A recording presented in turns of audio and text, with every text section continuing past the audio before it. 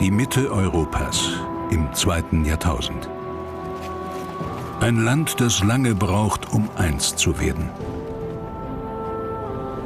Menschen, die sich erst im Laufe der Jahrhunderte als deutsch verstehen.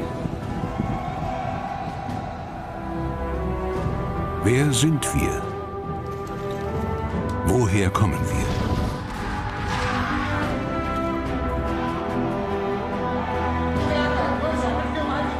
Fragen an ein Jahrtausend deutsche Geschichte.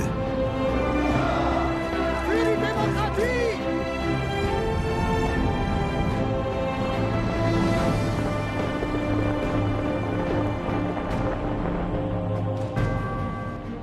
Er ist Kaiser der Franzosen und will auch über Deutschland herrschen. Als General der Revolution weckt er die Hoffnung auf Freiheit. Als Kriegsherr bringt er die Deutschen gegen sich auf. So wird er, gegen seinen Willen, zum Erwecker der Nation.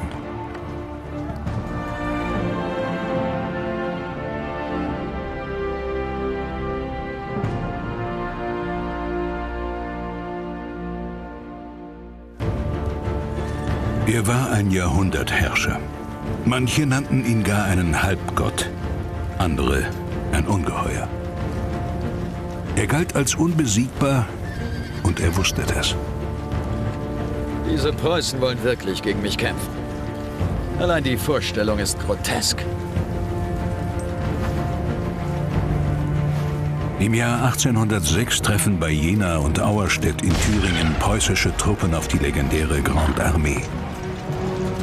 Preußen will sich gegen Napoleon behaupten und Frankreich in die Schranken weisen. Doch Bonaparte duldet keinen Widerstand. Schon gar nicht, wenn sich eine Frau einmischt. Königin Luise von Preußen. In ihrem Land ist sie beliebt.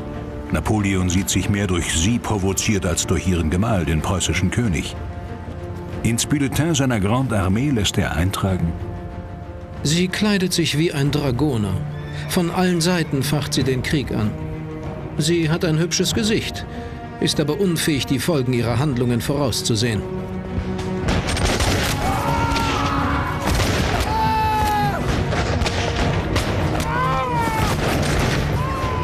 Tatsächlich erlebt die ehemals so siegreiche Armee der Hohenzollern bei Jena und Auerstedt ein Inferno.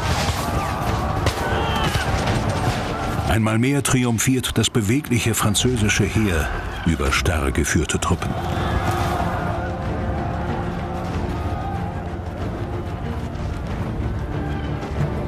Für ihn ein selbstverständlicher Sieg. Deutschland ist nun endgültig unter seiner Kontrolle. So, meine Herren. Mein nächstes Ziel heißt jetzt Berlin. Der Weg in die preußische Hauptstadt führt zur Straße Unter den Linden, durch das Brandenburger Tor, das damals 15 Jahre alt ist. Zu Beginn des 19. Jahrhunderts ist es die westliche Pforte der Metropole, in der schon 180.000 Menschen leben. Über die Epochen hinweg wird dieses Tor zum Symbol. Für die Höhen und Tiefen deutscher Geschichte. Für ihre Abgründe und Sehnsüchte. Im Jahr 1806 zieht hier der Sieger über Preußen ein, Napoleon, und weckt zunächst Hoffnungen. Vive l'Empereur, es lebe der Kaiser, tönt es aus der Menge. Napoleon ist der Medienstar seiner Zeit. Er hat sich ja auch wunderbar selbst inszeniert. Viele haben gejubelt am Anfang, solange sie ihn als Freiheitsbringer wahrnehmen konnten, solange sie ihn auch als Kriegshelden bestaunen konnten und die Belastung noch nicht so groß war, gab es ja durchaus diesen Jubel. Die Quadriga wird als Beutestück nach Paris verfrachtet. Eine erste Demütigung. Weitere werden folgen. Preußen, das in den Jahren zuvor oft Nutznießer französischer Politik war, soll für seinen Widerstand einen hohen Preis bezahlen. Im ostpreußischen Tilsit diktiert der französische Kaiser 1807 seine Friedensbedingungen. Hier trifft er auf jene Frau, die er zuvor verhöhnte. Für Königin Luise ist Bonaparte ein Scheusal. Nur um den Sieger zu beschwichtigen, ist sie erschienen, zum 9. Mal schwanger. Wir führten einen unglücklichen Krieg. Soll ich etwa annehmen, dass Sie Ihren Sieg nun missbrauchen wollen? Sie haben mich zum Äußersten gezwungen. Habe ich Ihnen nicht oft genug Frieden angeboten? Frieden? Aber unter welchen Bedingungen? Sie können es mir nicht verdenken, wenn ich so entscheide, wie ich es als französischer Kaiser für angemessen achte. Ich muss an das Schicksal meiner lieben Kinder denken. Ich könnte den Gedanken nicht ertragen, unglücklichen Geschöpfen das Leben geschenkt zu haben. Dann die Überraschung. Friedrich Wilhelm. Der Dritte, König von Preußen. Napoleon wird später schreiben, er habe nur mit Mühe den Bitten Luises widerstanden. Zum Glück sei ihr Gemahl im Zimmer erschienen. Preußen, das selbst immer wieder Willkür übte, wird nun nicht geschont. Der Staat soll immense Summen Entschädigung an Frankreich zahlen. Das Territorium wird praktisch halbiert. Nur wenig ist geblieben von alter Hohenzollernmacht, die Friedrich der Große einst begründete. Jetzt steht dieser Mann im Zenit seiner Herrschaft. Napoleon Bonaparte, der sich selbst zum Kaiser der Franzosen krönte. Sein Vorbild ist Karl der Große. Er will an das Erbe des legendären Frankenkaisers anknüpfen, dessen Thron in Aachen steht.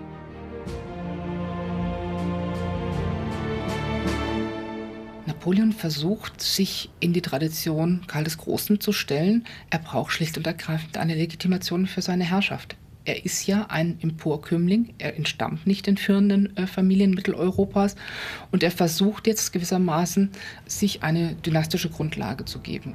Und tut dies mit aller Pracht. Diesen Monarchen zwang Napoleon 1806 zur Abdankung. Franz II., bisher Kaiser des Heiligen Römischen Reiches deutscher Nation, künftig Kaiser allein von Österreich. Das alte römisch-deutsche Reich hielt dem Eroberer nicht stand. Es bestand neben den größeren Mächten aus Hunderten kleiner Territorien. Die Mitte Europas glich einem Puzzle. Napoleon räumte damit auf und fand dafür deutsche Verbündete. Das ist sein Anspruch, dieses Europa zu verändern, und zwar in Richtung mehr Einheit, weniger Staaten, einen an der Spitze, handlungsfähig nach innen und nach außen. Mit Beteiligung deutscher Herrscher machte Napoleon Schluss mit der Zersplitterung. Zuvor unabhängige Reichsstädte wie Rothenburg ob der Tauber fielen an mächtigere Landesherren wie den bayerischen. Geistliche Territorien wurden weltlich, das Fürstbistum Würzburg Großherzogtum. Im Gegenzug verzichteten deutsche Fürsten auf ihre Gebiete links des Rheines, die nun zu Frankreich gehörten. Rechts des Rheines entstand ein von Napoleon abhängiger Bund von zunächst 16 Staaten. Ihm gehörte auch Württemberg an. Von Napoleons Gnaden entstand hier eines von mehreren neuen Königreichen in Deutschland. Natürlich mit eigener Krone. Der Franzosenkaiser erwartet dafür Geld und Truppen. So teilt sich das Gebiet des Alten Reiches in 4 Machtbereiche. Die Gebiete links des Rheins gehören nun zu Frankreich. Österreich verliert Territorien und wird Kaiserreich. Preußen wird nach seiner Niederlage um die Hälfte verkleinert. Der aus kleineren Ländern erwachsene Rheinbund umfasst Mittelstaaten wie Bayern, Württemberg und Sachsen. Deutschland hier im Jahr 1808. Diese Vergrößerung von Staaten und Beseitigung vieler kleiner Gebilde hat letztlich dazu beigetragen, diesen deutschen Prozess der Nationsbildung voranzutreiben. Das war aber damals nicht beabsichtigt und zunächst hat es auch nicht eine nationale Bewegung hervorgerufen, sondern die Staatsbildung ist verstärkt worden. Während einige Staaten auf deutschem Boden dank Napoleon wachsen, muss das verkleinerte Preußen hohen Tribut an ihn entrichten. Die Königsfamilie ist nach Ostpreußen geflohen, der Monarch denkt an Rücktritt. Königin Luise schreibt in jenen Tagen: Preußens Urteil, nämlich unser Todesurteil, ist gesprochen. Preußen existiert nicht mehr. Und das, was nicht tot ist, muss den Franzosen Fronarbeit leisten.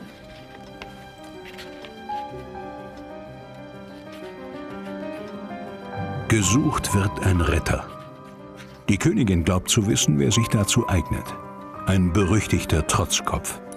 Ein Mann, der immerhin die preußische Staatskasse vor dem Zugriff Napoleons rettete. Es ist ein profilierter Denker und Politiker aus Nassau, der Freiherr vom Stein. Seine Denkschriften sind berüchtigt. Im Herbst 1807 macht er sich auf den Weg nach Ostpreußen. Stein war schon einmal Minister in Preußens Diensten, doch er fiel in Ungnade, weil er seinem König widersprach und politische Reformen forderte. Den Grund für die Niederlage gegen Napoleon sieht er in der Erstarrung des Staates Preußen. Wer die Fremdherrschaft abschütteln wolle, müsse sich von innen heraus erneuern. Nur so könne Preußen, ja ganz Deutschland, sich von Napoleon befreien. In seiner Zuflucht in Memel erwartet ihn sein früherer und künftiger Dienstherr, der König.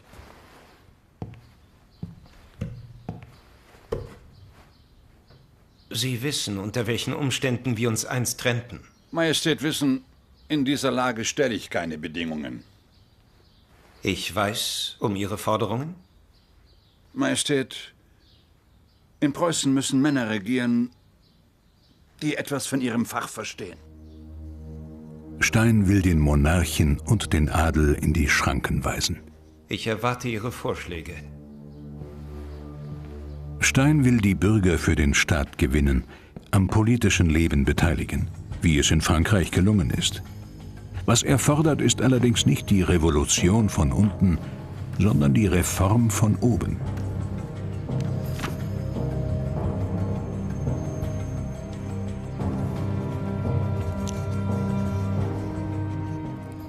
Er hat es zwar später immer wieder abgestritten, aber es ist völlig evident, dass er von dem Vorbild der Franzosen in Bezug auf den Staatsbürger in hohem Maß geprägt worden ist. Stein sieht sich herausgefordert durch Napoleon.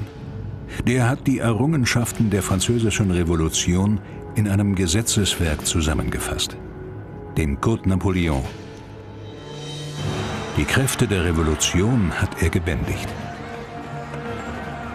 Bürgerrechte, Gleichheit vor dem Gesetz, Befreiung der Bauern, Religionsfreiheit, Verfügung über das Eigentum. Das will Napoleon auch auf deutschem Boden zur Geltung bringen. Der Rhein wird zum Spiegel des Fortschritts. Links des Stromes wird der Code Napoleon eingeführt. Doch auch im Rheinbund sind die Gesetze gültig oder Vorbild, schaffen Hoffnung für die Bürger. Sie sollen merken, dass es Gleichheit vor dem Gesetz gibt. Sie sollen merken, dass es ihnen wirtschaftlich besser geht, dass es gerecht zugeht, dass es eben keine adeligen Vorherrschaften mehr gibt, keine Privilegien. Und so macht man zunächst mal die Gesetzeslage. Der Freiherr vom Stein will auch reformieren, doch nicht mit, sondern gegen Napoleon. Und sein Einflussgebiet ist Preußen. Die Macht von Adeligen will auch er beschränken. Ihm und anderen Reformern geht es nicht um eine Demokratie oder Republik. Es geht um Schritte zu mehr Selbstverantwortung. 3/4 der preußischen Bevölkerung lebt um 1800 auf dem Lande, wie in ganz Deutschland. Fast die Hälfte der Familien ist arm und ohne Besitz. Ziel der Reformer ist, die Menschen aus der Bindung an den Gutsherren zu lösen. Auch für die Wirtschaft werden Weichen gestellt. Märkte sollen entstehen. Ziel ist, dass Händler ihr Gewerbe frei betreiben dürfen. Dass Handwerker sich überall niederlassen. Dass die Vorrechte der Zünfte verschwinden.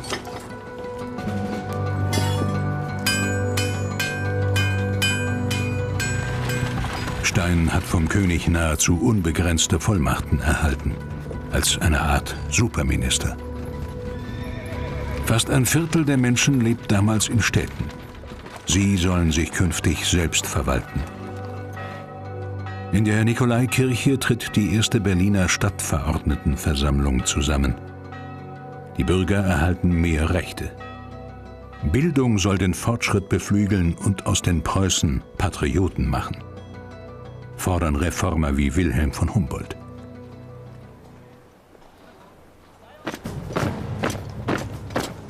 Auch aus der militärischen Niederlage von 1807 hat man gelernt.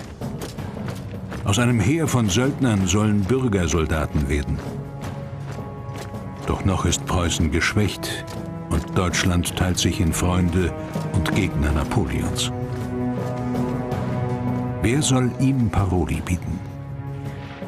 Er selbst sorgt dafür, dass der Widerstand gegen ihn wächst. Statt Freiheit Despotie, statt Frieden Krieg, statt Aufschwung Ausbeutung. Das Bild vom Hoffnungsträger verfinstert sich auch im verbündeten Deutschland. Die breite Bevölkerung war auch damals eher napoleonisch, eher französisch gesinnt als für die alte Ordnung. Erst dann, wie gewissermaßen deutlich wurde, dass diese Kriege, die ununterbrochen geführt wurden, mit Blut und Geld bezahlt werden mussten, und zwar in großem Umfang, da schlug das langsam um. Den Stimmungswandel registriert auch der Freiherr vom Stein. Er stammt aus Nassau, was zum Rheinbund gehört, hat dort seine Güter. Seine Wut gilt Napoleon und den deutschen Fürsten, die mit ihm paktieren. Was er will, ist eine Erhebung aller Deutschen gegen den Unterdrücker, und er sucht dafür Verbündete. In einem konspirativen Brief schreibt er: Die Erbitterung nimmt in Deutschland täglich zu und es gilt, sie zu nähren. Doch das Schreiben wird abgefangen und Stein von Bonaparte geächtet. Er muss um sein Leben bangen und flieht. Sein Ziel ist Böhmen, denn dessen Königskrone trägt das Haus Habsburg, das bald gegen Napoleon mobil machen will. Die Reise führt nach Prag, in die Goldene Stadt. Hier wird dem preußischen Ex-Minister Asyl gewährt. Aus der historischen Metropole verfolgt er das Geschehen in Europa. Wettert von dort aus gegen das Ungeheuer, wie er sagt. In Bezug auf Napoleon hat er alle Schranken fallen lassen und hat ihn wirklich mit üblen Begriffen und wüsten Begriffen tituliert. Ich kenne keine andere Person, die in ähnlicher Weise von ihm in die Pfanne gehauen worden ist. Stein setzt auf Österreich, als es 1809 Napoleon den Krieg erklärt und im Namen aller Deutschen aufruft, gegen Frankreich zu kämpfen.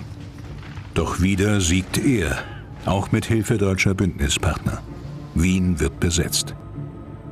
Das Haus Habsburg schließt mit dem Sieger den Frieden von Schönbrunn.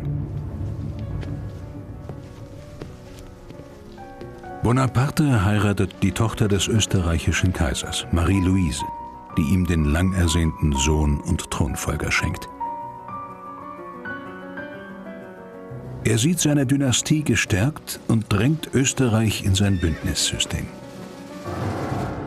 Auch Preußen setzt er unter Druck, Heeresfolge zu leisten.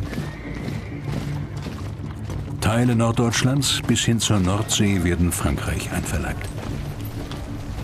Im Juni 1812 beginnt Napoleons größtes militärisches Abenteuer. Er marschiert in Russland ein, um seine Vormacht zu sichern. Nach seinem Willen soll nur ein Kaiser in Europa herrschen, er selbst. Es ist ein Heer von 450.000 Mann, davon rund ein Drittel Deutsche.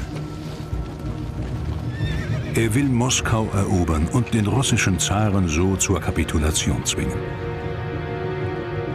Der Freiherr vom Stein hat lange tatenlos zusehen müssen, ganz entgegen seinem Wesen. Dann trifft ein Brief aus Russland ein. Von Zar Alexander, der will ihn als Berater im Kampf gegen Napoleon. Er hätte keinen besseren finden können. Er hat diesen Moment herbeigesehnt. Er hat sich in den Monaten davor immer wieder bemüht, in irgendeiner Form wieder politisch aktiv werden zu können. Und dieser Ruf aus St. Petersburg ist für ihn die Erlösung gewesen. Im September 1812 brennt Moskau. Unbesiegt, aber ohne Unterkunft und Proviant, muss sich die Grande Armee Napoleons zurückziehen. Kälte, Hunger, mörderische Rückzugsgefechte dezimieren die Truppen, auch die Deutschen. Nur jeder Fünfte wird heimkehren. In St. Petersburg beschwört der Freiherr vom Stein den Zaren. Er sieht seine große Stunde gekommen, will, dass die Jagd auf Bonaparte fortgesetzt wird. Kaiserliche Majestät, Sie sind berufen, jetzt ganz Europa von Napoleon zu befreien, auch Deutschland! Sie wollen, dass ich weitermache? Unsere Truppen sind völlig erschöpft. Einige meiner Generäle fordern, ich soll mit Frankreich endlich Frieden schließen.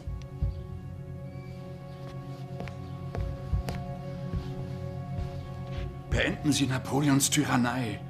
Befreien Sie sich von den Männern, die immer nur voller Bewunderung von diesem Ungeheuer reden.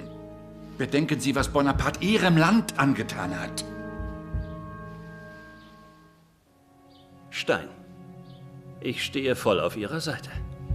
Doch wie stehen die Deutschen selbst zu Napoleon? Der Freiherr vom Stein soll den Widerstand in Deutschland organisieren. Dabei wird Schlesiens Metropole Breslau zu einem entscheidenden Schauplatz. Hier weilt im März 1813 der preußische König Friedrich Wilhelm III., unschlüssig, ob er das erzwungene Bündnis mit Napoleon nun lösen soll. Einer seiner Generäle hat schon vor Wochen die Seiten gewechselt, befehlswidrig. Auch der Freiherr vom Stein ist nach Breslau gereist, will den König im Stadtschloss umstimmen. Der muss sich nun entscheiden. Ist Preußen stark genug, Napoleon die Stirn zu bieten? Vom Stein wird krank. Und dann kommt dieses Nervenfieber dazwischen, das ihn wirklich an den Rand des Todes führt. Er liegt in Breslau und keine Person aus der preußischen Delegation sucht ihn auf. Es war eine der negativen Erfahrungen, die er dort sammeln musste. Der unbequeme Staatsmann fühlt sich wieder ausgesperrt. Herein. Doch der Druck auf den König wächst. Da erhält der Patient druckfrisch einen Aufruf des preußischen Monarchen. An mein Volk. Es ist der letzte entscheidende Kampf, den wir bestehen. Den wir bestehen um der Ehre willen, weil ehrlos der Preuße und der Deutsche nicht zu leben vermag. Es ist eine Wende. Zum ersten Mal bittet ein preußischer König sein Volk um Unterstützung, das er zudem als Deutsche anspricht. Napoleon macht's möglich.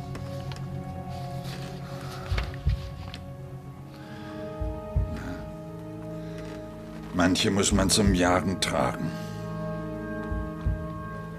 Der preußische König hat da lange gezögert, bis das als letztes Mittel in dem Kampf gegen Napoleon ihm erschien, aber nicht mit großer Begeisterung. Der König willigt in den Krieg gegen Frankreich ein und in den Pakt mit dem Zaren. Stein hat offenbar gesiegt. Doch worum geht es Friedrich Wilhelm? Um Preußen? Um Deutschland? Oder nur um die Rettung seiner Monarchie? Sein Ruf aus Breslau jedenfalls sorgt vielerorts für patriotische Begeisterung. Der Monarch stiftet einen vaterländischen Verdienstorden, wegen Finanznot nur aus erschwinglichem Material, das Eiserne Kreuz. Der Krieg wird zum Volkskrieg erklärt, für Preußen und für Deutschland. Auch Freiwilligenverbände werden aufgestellt, wie die sogenannten Lützower Jäger. 5 von 100 sind Studenten, fast jeder Zweite ein Handwerker, Jeder dritte Bauer oder Tagelöhner aus vielen deutschen Landen. Die Lützower tragen schwarze Uniformen mit roten Aufschlägen und goldenen Knöpfen. Ihre Farben werden später die des demokratischen Deutschlands sein. Unter den Rekruten ist auch ein junger Gefreiter namens Renz aus Potsdam.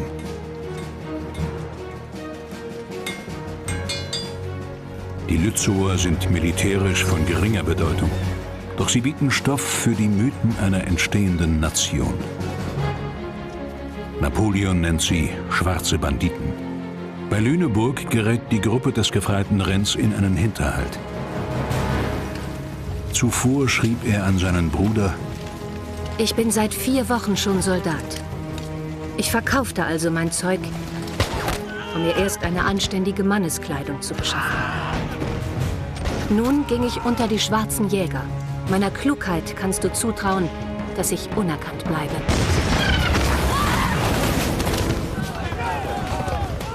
Der tödlich verwundete Soldat ist eine Frau. Ihr Name Eleonore Prochaska. Man wird sie zu einer deutschen Heldin erklären. Sie habe für Königin Luise gekämpft, sagte sie. Die Königin selbst starb nach einer langen Krankheit im Jahr 1810. Ihr Grabmal im Park von Schloss Charlottenburg. Es ist die Zeit, in der vor allem Dichter, Philosophen und Studenten von der erwachenden deutschen Nation sprechen. Und die braucht Idole wie sie. Kommt dann der Tag der Freiheit und der Rache, dann ruft dein Volk, dann, deutsche Frau, erwache. Der Königin gewidmete Verse des Dichters Theodor Körner, der die Deutschen mit pathetischen Worten aufrütteln will. Auch er ist Lützower Jäger. Schriftsteller, die sich, wie er, als deutsche Patrioten sehen, wollen, dass die Nation auch politisch einig wird. Mit dem gemeinsamen Band der Sprache, der Abstammung und nicht zuletzt der deutschen Kultur, die überlegen sei. Es ist sinnvoll, den deutschen Nationalismus, wie er im frühen 19. Jahrhundert entsteht, zu vergleichen mit dem französischen. Frankreich bezieht sich stark auf politische und auf Willensentscheidungen. Man ist Franzose etwa, weil man die Ideen der französischen Revolution bejaht, nicht etwa, weil man Französisch spricht. Das Französischsprechen kommt hinterher. In Deutschland kann man sich, weil es ja einen deutschen Staat nicht gibt, nicht auf politische Fakten berufen, sondern nur auf das, was den Deutschen gemeinsam ist. Die Sprache, die Kultur, bestimmte Traditionen. Was ist des deutschen Vaterland? Ist's Preußenland? Ist's Schwabenland? Ist's, wo am Rhein die Rebe blüht? Ist's, wo am Belt die Möwe zieht? Oh nein, nein, nein, sein Vaterland muss größer sein. Was ist des deutschen Vaterland? So nenne endlich mir das Land. Der Dichter Ernst Moritz Arndt gibt die Antwort selbst. Soweit die deutsche Zunge klingt, wo jeder Deutsche heißet Freund. Doch wehe, einer ist es nicht, wie die Franzosen. Die berühmten Lieder, die wir von Körner oder Arndt und ähnlichen Nationspoeten kennen, sind ja in einer Kriegssituation entstanden. Das heißt, sie sollen vor allem erstmal mobilisieren. Alle Deutschen sollen jetzt gegen den Tyrannen Napoleon kämpfen, aber sie grenzen andererseits natürlich aus. Nämlich alle, die jetzt nicht deutsch sind, die gehören plötzlich überhaupt nicht mehr zu dieser sich bildenden Nation. Ernst Moritz Arndt wird publizistischer Mitstreiter des Freiherrn vom Stein. Während der Dichter meint, dass alle deutschsprachigen Gebiete in ein Reich gehören, denkt der vom Zar beauftragte Freiherr auch europäisch. Mein Wunsch ist, dass Deutschland groß und stark werde. Um seine Selbstständigkeit und Nationalität wiederzuerlangen. Und zu behaupten. In seiner Lage zwischen Frankreich und Russland. Dieses ist das Interesse der Nation. Und ganz Europas. Mir sind die Dynastien im Augenblick dieser großen Entwicklung gleichgültig. Der Freiherr vom Stein sagt Bonaparte und seinen deutschen Verbündeten den Kampf an. In der sächsischen Hauptstadt Dresden entscheidet sich, ob eine andere wichtige Macht der Koalition beitritt. Österreichs Außenminister Clemens von Metternich stellt dem französischen Kaiser Bedingungen. Er solle auf Macht und Territorien verzichten. Ich trete keine Handbreit Boten ab. Eure Herrscher sind auf ihrem Throne geboren. Meine Herrschaft überdauert den Tag nicht, an dem ich aufhöre, gefürchtet und stark zu sein. Das Kriegsglück kann sie wieder im Stich lassen. Längst haben sie ihr ganzes Volk unter Waffen. Ich habe ihre Soldaten gesehen. Es sind Kinder. Wie wollen Sie mit so einer... Und Sie? Waren Sie jemals Soldat? Nein, aber ich. Ich bin im Felde aufgewachsen. Ich weiß, was es heißt, einen Feldzug zu führen. Da zählen 1 Million Tote nicht. Außerdem habe ich in Russland weitaus mehr Deutsche und Polen geopfert als Franzosen. Sie können sich also nicht beklagen. Sie vergessen, Sire, dass Sie zu einem Deutschen sprechen. Die Würfel sind gefallen. Nun bilden Preußen, Russland und Österreich eine Allianz gegen Napoleon.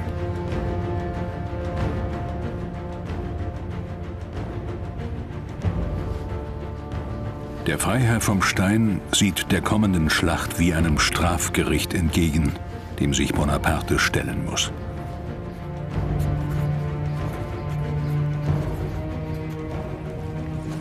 Es ist der 16. Oktober 1813. Auf einer Anhöhe südlich der Stadt Leipzig beobachtet der französische Feldherr, wie seine Truppen in Stellung gehen.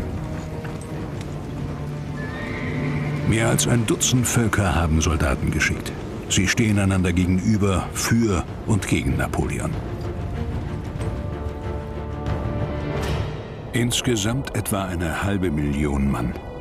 Die Allianz ist in der Übermacht.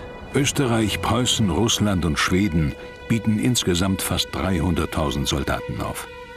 Ihnen stehen Franzosen, Polen und Truppen aus den Rheinbundstaaten gegenüber. Mehr als 200.000 Mann. Auf der anderen Seite fiebert ein erklärter Feind Napoleons dem Beginn der Schlacht entgegen. Der preußische General Gebhard Leberecht von Blücher.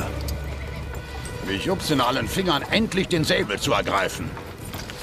Den Säbel zu ergreifen und das ganze Franzosenzeug jetzt und hier ein für alle Mal von deutschen Boden zu tilgen. Endgültig. Endgültig. Napoleon sieht in dem betagten Blücher eher einen alten Saufkopf. Es geht endlich los. 3 Kanonenschüsse eröffnen die bis dahin größte Schlacht der Weltgeschichte. Die Völkerschlacht bei Leipzig. Das Kriegsglück wechselt mehrmals am Tag die Seiten. Doch die Zeit arbeitet gegen Napoleon. Die Reserven Bonapartes sind aufgezehrt.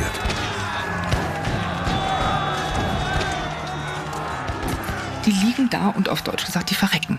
Wir haben Schilderungen aus Leipzig, da liegen Zehntausende von Soldaten in ihrem Blut und in ihrem Dreck und es ist überhaupt nichts da, um diese Soldaten zu versorgen. Für die Feldherren zählt zuallererst der Sieg. Am 3. Tag bekommt General Blücher unerwarteten Besuch.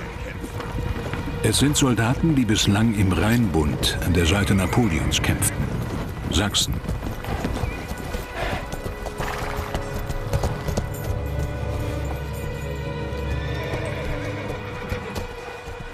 Blücher begrüßt sie als Freunde der heiligen Sache deutscher Unabhängigkeit.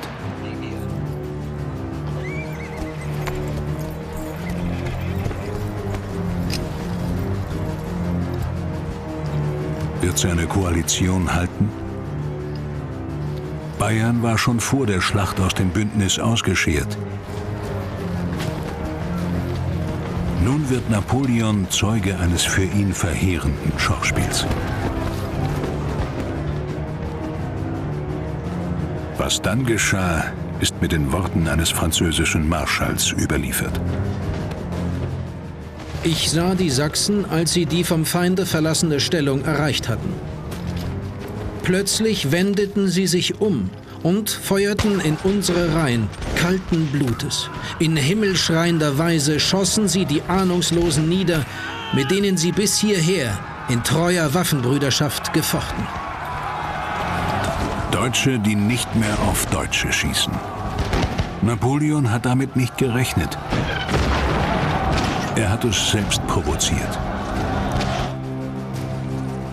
Er spürt, dass er gegen die Übermacht der Verbündeten nicht ankommen kann.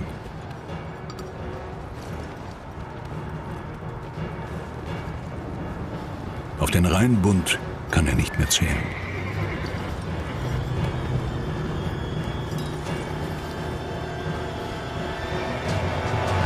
Und die Sieger spielen auf. Der preußische König, der russische Zar und der österreichische Kaiser. Napoleon kann nur noch lauschen. Im Hintergrund suchen die Rheinbundfürsten das Weite. Eine Karikatur. Es geht zum Ende. Für Stein ist der Tag des Sieges ein persönlicher Feiertag.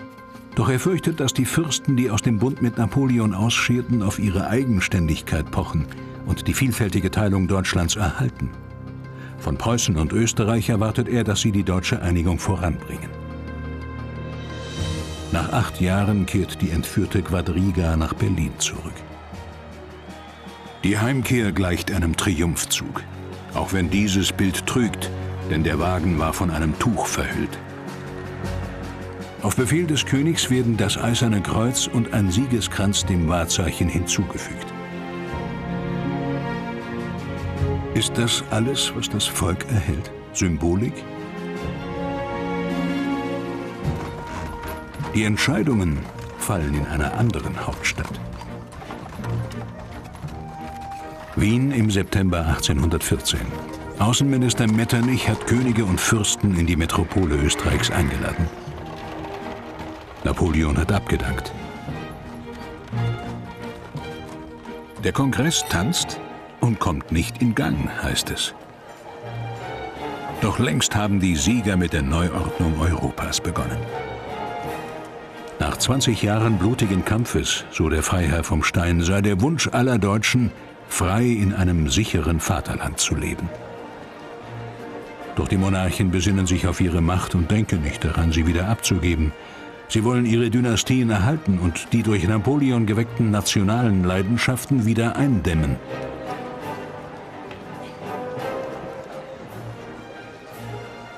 Der Freiherr ist nur als Beobachter vor Ort, ohne Mandat. Alle Versprechen an die Völker im Kampf gegen Napoleon scheinen nun vergessen. Entschuldigen Sie mich bitte. Auch der Zar gibt nun wieder ganz den Monarchen.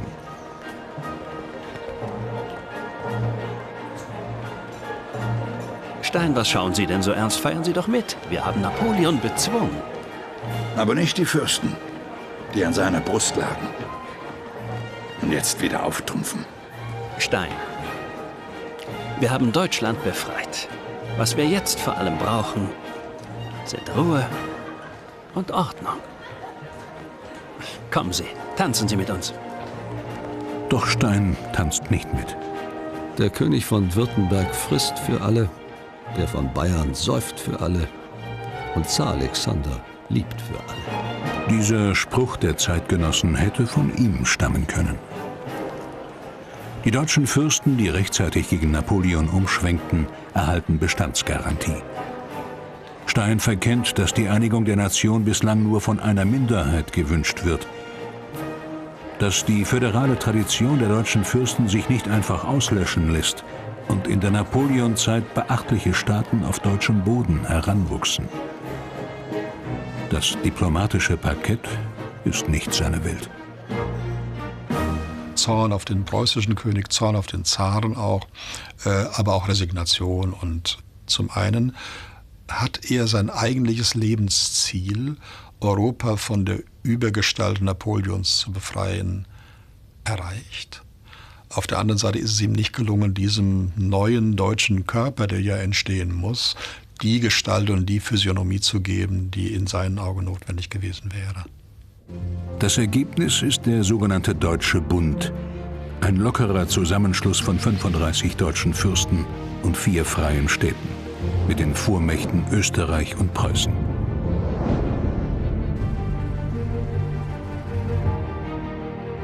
Die Wiener Schlussakte nach 20 Jahren Krieg, von der Bedeutung nur vergleichbar mit dem Westfälischen Frieden von 1648. Einmal mehr zeigt sich, dass die deutsche Frage nicht ohne ihre föderale Tradition und den Blick auf das europäische Gleichgewicht zu lösen ist. Doch künftig werden immer mehr Völker Freiheit und Einheit fordern und den Übergang in eine neue Epoche erzwingen. Einige 100 Kilometer flussaufwärts von Wien, bei Regensburg an der Donau, entsteht Jahre später eine nationale Ruhmeshalle der Deutschen. Auch in Erinnerung an den Sieg über Napoleon. Am Ende der napoleonischen Herrschaft stand, anders als der Fall vom Stein es wohl gewollt hatte, nicht eine nationale Union, sondern die Wiederherstellung der alten Herrschaftsordnung. Freilich muss man sagen, doch nur in begrenztem Maße. Denn zu tief waren die Einschnitte, die in der napoleonischen Ära in staatlich-territorialer wie auch in wirtschaftlicher und sozialer Hinsicht erfolgt waren.